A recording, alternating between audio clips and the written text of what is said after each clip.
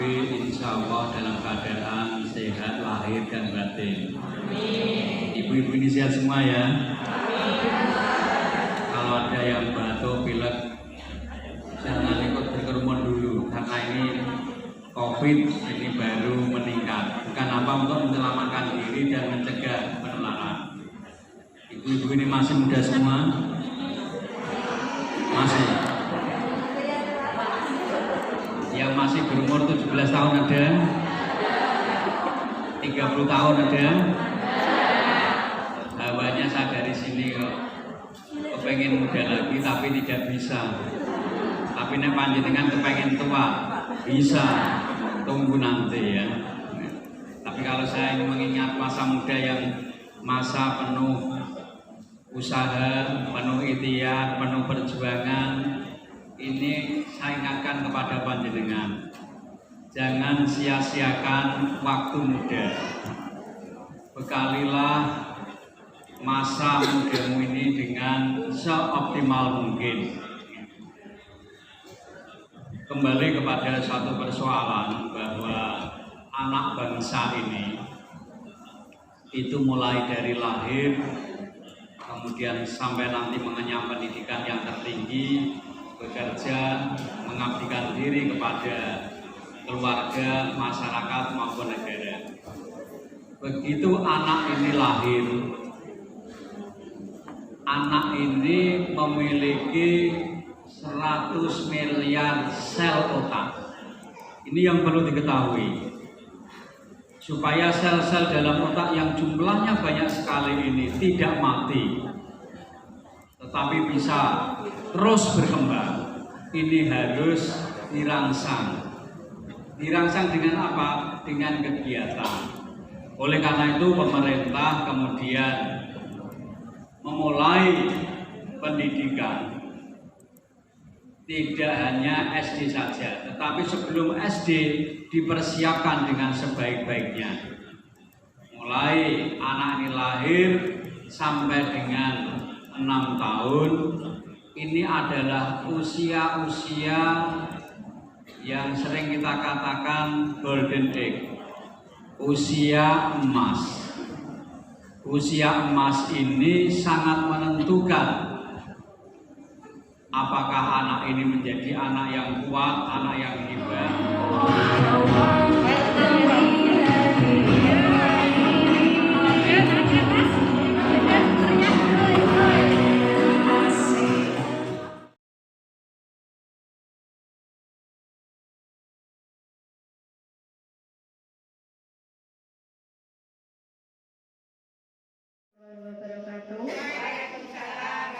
Yang terhormat Ibu Kepala TK Mercu Putra Margorejo, yang saya hormati Ibu Ketua K3 PAUD dan teman-teman yang mewakili KKG se-Kecamatan Margorejo. Terima kasih atas waktu yang diberikan pada saya. Di sini saya akan memaparkan aksi nyata yang telah saya lakukan dalam pelatihan guru penggerak, yakni modul 1.4 budaya positif. Saya mencoba menularkan beberapa ilmu yang sudah saya terima agar bisa dimanfaatkan atau bisa diimplementasikan di sekolah masing-masing. Nah, yang pertama saya mencoba mensosialisasikan dulu tentang filosofi pendidikan Ki Hajar Dewantara. Siapa yang sudah mengenal Ki Hajar Dewantara? Coba semboyan apa yang paling dikenal oleh Ki Hajar Dewantara yang dipakai sehari-hari dalam pendidikan di Indonesia? Apa? Ah ya betul, Tumpuri Handayani. Semua mengenal ya semboyan Tumpuri Handayani. Sekarang saya mau bertanya, ada yang tahu apa artinya Tumpuri Handayani? Ayo, ada yang tahu arti dari Tumpuri Handayani? Ada panjangnya Bu. Ngaso Sumtulodo, Ngasio Mamukaso, Tumpuri Handayani. Sekarang kalau kita kan pasti dalam perkuliahan sudah mengenal teori-teori dari Piaget, Vygotsky, Montessori dan sebagainya, guys. Nah, padahal kita ini punya tokoh pendidikan yang sangat luar biasa, Ki Hajar Dewantara. Pasti jenengan belum tahu, belum kenal sejauh mana Ki Hajar Dewantara mengajarkan kita tentang pendidikan. Nah, di sini saya akan mencoba memaparkan dulu.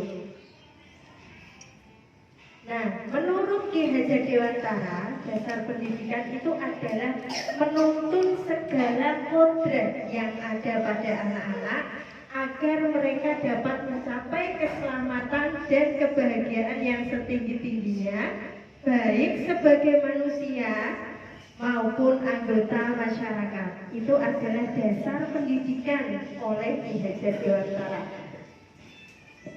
Nah, kita sebagai pendidik tugasnya itu hanya menuntun tumbuh dan hidupnya kekuatan kodrat yang ada pada anak-anak agar dapat memperbaiki laku hidup dan tumbuhnya kekuatan kodrat itu. Jadi anak-anak itu memiliki kodrat alam dan kodrat zaman. Apa kodrat alam anak? Kodrat anak adalah bermain. Kita di pendidikan anak usia dini tentunya sudah memang menerapkan pembelajaran sesuai dengan kodrat anak. Nah, kalau menurut Ki Hajar Dewantara, arti kata merdeka itu apa? Nah, di sini merdeka adalah manusia yang hidupnya lahir atau batin tidak bergantung kepada orang lain, tapi bersandar atas kekuatan sendiri. Nah, maksud pengajaran dan pendidikan yang berguna untuk peri kehidupan bersama ialah memerdekakan manusia sebagai bagian dari persatuan. Jadi Ki Hajar Dewantara ini memang sangat berpegang teguh pada memerdekakan anak. Jadi anak bebas, anak merdeka. Anak merdeka dalam arti mereka bermain, tapi permainan mereka tetap bermakna ya. Bebas, anak-anak dibebaskan, tidak ada tekanan, harus seperti ini. Gurunya mengarahkannya, kamu harus seperti itu, harus mengerjakan seperti ini. Kamu harus ini caranya menggambar seperti yang dicontohkan bu guru. Itu sudah tidak merdeka namanya. Biarkan anak memiliki kreativitasnya sendiri. Misalkan anak disuruh menggambar mobil, tapi sesuai dengan yang dicontohkan bu guru. Padahal anak itu punya cara tersendiri bagaimana bentuk yang dia terapkan itu menjadi sebuah bentuk mobil misalkan. Nah, kembali lagi seperti tadi bahwa tugas pendidik itu hanya menuntun. Tugas pendidik itu hanya menuntun. Nah, antara pengajaran dan pendidikan itu berbeda. Kalau pendidikan itu segala sesuatu yang kita ajarkan kepada anak-anak yang lebih bermakna. Jadi kalau pengajaran itu hanya sekedar mengajar tanpa ada maknanya. Iki tulis angka 1, nah itu kan seperti mengajar. Tapi kalau pendidikan itu berbeda. Dia memiliki tujuan tersendiri. Nah, dalam Ki Hajar Dewantara itu, menurut Ki Hajar Dewantara, anak-anak itu harus memiliki kemerdekaan lahir dan kemerdekaan batin. Jadi antara pendidikan dan pengajaran itu harus berjalan berdampingan. Nah, seperti yang tadi sudah saya sampaikan, kodrat alam anak adalah bermain. Tentu di pendidikan anak usia dini, bermain memang sudah kita terapkan. Nah, selain itu, dasar pendidikan dalam kodrat anak menurut Ki Hajar Dewantara, yang pertama, yang kedua adalah pikiran, perasaan, kemauan, dan tenaga. Jadi kita harus menuntun cipta, rasa, karya, dan mengerti pada anak. intinya Ki Hajar Dewantara ini sangat menjunjung tinggi pekerti. Ya, beliau memang sangat menjunjung tinggi pekerti.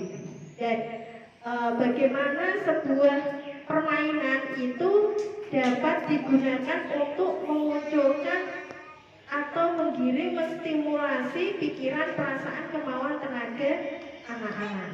Nah, kalau ini tentunya sudah diterapkan di sekolah kita. Nah, kalau tadi tujuan pendidikan sudah disampaikan, dasar pendidikan sudah disampaikan. Sekarang yang dimaksud pendidikan yang berpihak pada anak itu seperti apa?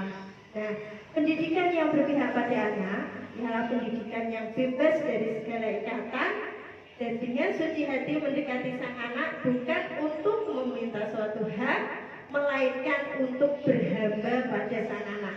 Kemarin sempat ada pro kontra mengenai kata-kata menghamba, karena menghamba menurut yang keagamaan kan memang hanya kepada Tuhan. Tapi yang dimaksud di sini kita ganti konteksnya. Berhamba pada sang anak itu kita harus mengerti apa kebutuhan anak, gitu. Jadi kalau sebagai pendidik kita itu diibaratkan seperti, nah ini kita itu seperti seorang petani dan anak-anak adalah sebuah benih yang ditanam. Nah, tugas kita sebagai petani, bagaimana kita menggarap benih tersebut, bagaimana kita mencari pupuk untuk benih tersebut, bagaimana menanam benih tersebut, bagaimana kita merawat benih tersebut hingga benih tersebut tumbuh. Nah, kita diibaratkan seperti seorang petani. Kata beliau seperti itu.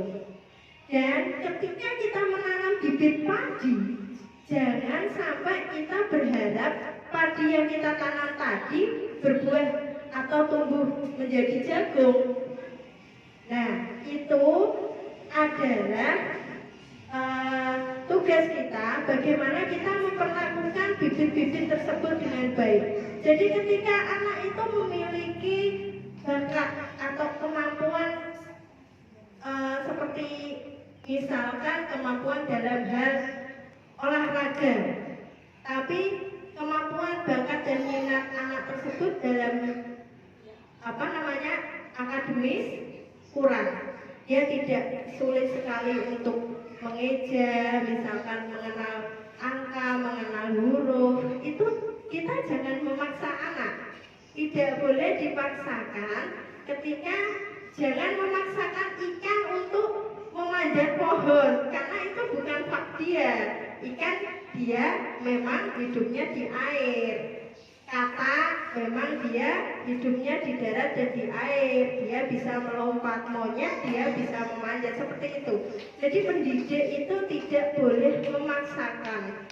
Bakat atau minat anak itu sudah dimiliki sejak mereka lahir. Tugas kita kembali lagi apa tadi? Menuntun. Kita pikirkan, kita resapi. Oh, berarti aku ini seorang petani. Nah, dengan melihat anak-anak, mereka adalah benih-benih yang harus aku rawat. Jadi, dengan melihat, oh itu benih jagung, itu benih padi, yang itu benih kacang misalkan. Nah, berarti tugas kita sebagai pendidik menuntun mereka harus disesuaikan dengan kebutuhan dan bakat mereka. Nah, itu tadi sepenggal sedikit ilmu yang saya dapatkan. Sebenarnya ada banyak sekali. Nanti coba untuk selanjutnya nanti akan kita bahas lagi. Kemudian sampai di sini tentang Ki Hajar Dewantara ada yang mau ditanyakan? Ki Hajar Dewantara itu siapa? Pendidikan. Cuma tokoh. Ki Hajar Dewantara adalah Menteri Pendidikan pertama di Indonesia. Jadi dulu beliau itu awalnya dulu pada zaman penjajahan, penjajah itu orang Jepang dan orang-orang penjajah itu hanya menyekolahkan para pribumi untuk bekerja biar nanti ketika disekolahkan mereka dapat bekerja untuk orang-orang tersebut. Nah, Ki Hajar Dewantara adalah orang yang membuka sekolah pertama kali di Indonesia pada saat zaman penjajah, namanya adalah Taman Siswa. Nah, itu dia adalah beliau pendiri Taman Siswa. Jadi memang beliau alangkah lebih lebih baiknya lagi kalau kita memang pendidikan kita menganut pada filosofi beliau. Ya, memang kita telah mempelajari banyak tokoh-tokoh pendidikan dari Piase, dari Maria Montessori, Vygotsky, dan yang lainnya. Tapi kan teman-teman, saya yakin belum begitu mengenal Ki Hajar Dewantara. Saya pertama kali mengenal Ki Hajar Dewantara juga lebih dalam ketika saya mempelajari ini. Saya sangat kagum pada beliau. Intinya pendidikan yang dilakukan oleh beliau pertama kali adalah tentang budi pekerti. Berikutnya adalah tentang budaya positif. Nah,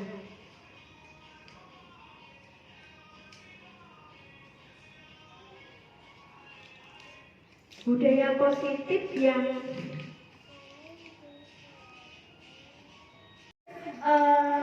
memberitahu pada teman-teman teori posisi kontrol. Teori posisi kontrol kita sebagai pendidik ada 5. Yang pertama adalah teori posisi kita sebagai penghukum. Yang kedua adalah pembuat merasa bersalah. Yang ketiga adalah teman. Yang keempat adalah pemantau. Dan yang kelima adalah manajer. Jadi posisi kontrol yang paling baik adalah pada manajer. Apa perbedaannya? Nah, kalau penghukum biasanya kalau anak-anak melakukan suatu kesalahan, biasanya ini kebanyakan di jenjang yang lebih tinggi ya. Kamu tidak memakai sepatu hitam, sekarang lari ke lapangan 10 kali. Itu adalah posisi kontrol kita sebagai penghukum.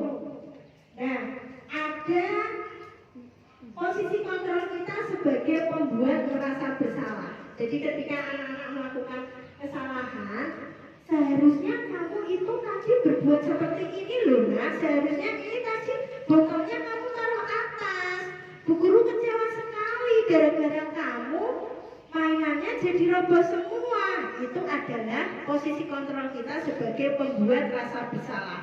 Ya. Kemudian sebagai teman. Sebagai teman itu misalkan, ayolah seperti ajakan ya, ayolah nak kita lakukan permainan ini bersama supaya kita bisa membentuk sebuah gedung yang tinggi, misal seperti itu. Masa kamu tidak mau sih? Ingat tidak? Dulu ibu pernah bantu loh. Itu adalah posisi kita sebagai teman. Terus kalau sebagai pemantau, biasanya guru sebagai pemantau itu dia mengingatkan. Apa sih dia peraturannya, dia kesepakatan kelas nomor 3 itu apa? Ya kamu kan tadi sudah tahu kan, kalau itu tidak boleh, ayo apa? Itu sebagai pemantau. Kalau sebagai manajer, nah biasanya sebagai manajer ini yang sering kita lupakan. Jadi semua sudah mencakup. Seperti kemarin saya sudah melakukan praktek aksi nyata. Jadi seperti ini. Ketika anak melakukan kesalahan, kita harus menstabilkan dulu identitas. Maaf Mbak Mila tahu tidak tadi Mbak Mila dipanggil ke sini ada apa? Tidak tahu Bu. Ini contoh percakapan ya. Ketika kita posisi kontrol kita sebagai manajer. Tadi ada yang bilang sama Bu Novi, kalau Mbak Mila berebut gunting dengan Dwi. Coba Mbak Mila tahu kalau hal itu salah, ya. Nah, itu itu adalah percakapan seperti itu sudah mengarah kepada manajer. Ya Bu, salah. Mbak Mila tahu apa akibatnya berbuat hal seperti itu. Nah, dia akan mencoba menstabilkan identitas. Kita mengarahkan, Mbak Mila tidak apa-apa berbuat seperti itu. Bu Guru tahu, Mbak Mila tidak sengaja. Nah, itu adalah menstabilkan identitas. Jangan langsung brand kamu salah. Nah, itu berarti kalau kamu salah, berarti kan bisa kita menjadi penghukum. Kalau kita mencoba komunikasi, Mbak Mila, kalau Mbak Mila seperti itu, nanti kan duit jadi jatuh. Nah, itu adalah membuat merasa bersalah. Ya, kalau teman misalkan itu lain lagi. Kemudian manajer tadi saya lanjutkan. Tidak apa-apa Mbak Mila melakukan seperti itu. Bu Novi tahu kalau Mbak Mila tidak sengaja. Kemudian apa yang akan dilakukan Mbak Mila selanjutnya? Bu, saya mau minta maaf Bu pada Dwi dan saya berjanji tidak mengulangi lagi. Itu adalah contoh percakapan sebagai seorang manajer. Itu yang harus ibu-ibu lakukan di sekolah. Jadi kita rubah mindsetnya. Tidak masalah anak berbuat kesalahan. Tidak apa-apa nak. Bu Guru tahu kamu salah. Coba Mbak Mila sudah melanggar kesepakatan yang nomor berapa ya? Iya Bu, saya tidak